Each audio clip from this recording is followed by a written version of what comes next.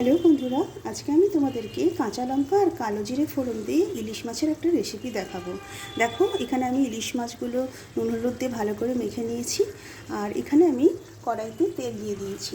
এরপরে এর মধ্যে আমি একটু নুন, কালো জিরে ফোড়ন আর দুটো কাঁচা লঙ্কা দিয়ে দেবো। এর সাথে আমি ইলিশ মাছগুলো দিয়ে দেবো।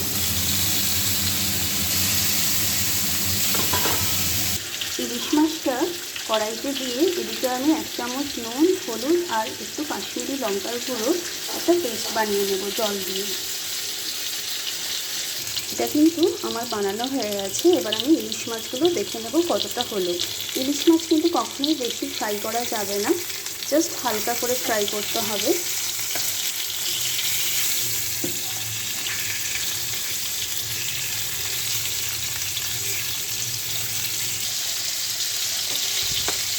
এটা কিন্তু করতে বেশি সময় লাগে না, একদমই অল্প সময় লাগে।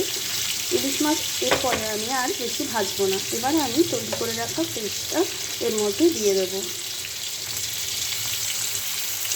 এবং এর সাথে কিন্তু আপনারা যেরকম ঝোল খাবেন সেরকম কিন্তু জল অ্যাড করবেন। এই কালো জিরে কাঁচা লঙ্কা ফোড়ন দিয়ে যে ইলিশ মাছটা, এটা কিন্তু একটু পাতলা হলেই ভাল লাগে, সেহেতু আমি একটু ঝোল রাখবো। এবার এটাকে আমি 5 মিনিটের জন্য ফুটতে দেব। ইলিশ কিন্তু একেবারে রেডি। এটা নামানোর আগে আমি ওপর থেকে দুটো কাঁচা লঙ্কা একটু চিড়ে নিয়ে ছড়িয়ে দেব। তোমরা চাইলে এর মধ্যে মিষ্টি দিতে পারো, মানে চিনি, কিন্তু আমি এখানে ইউজ করলাম না। তো এটা খুব সিম্পল এবং খুব কুইক একটা রেসিপি, সবাই একবার ট্রাই করতে পারো। এটাকে এবার আমি তোমাদেরকে সার্ভ করে দেখাবো।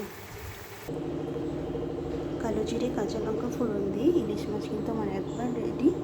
এটা কিন্তু খেতে দারুণ স্বাদের হয় গরম গরম ভাতের সাথে। একবার অবশ্যই তোমরা এটা বাড়িতে বানিয়ে দেখো। আজকের রেসিপিটি কেমন লাগলো অবশ্যই জানাবেন। আজকের মতো টাটা।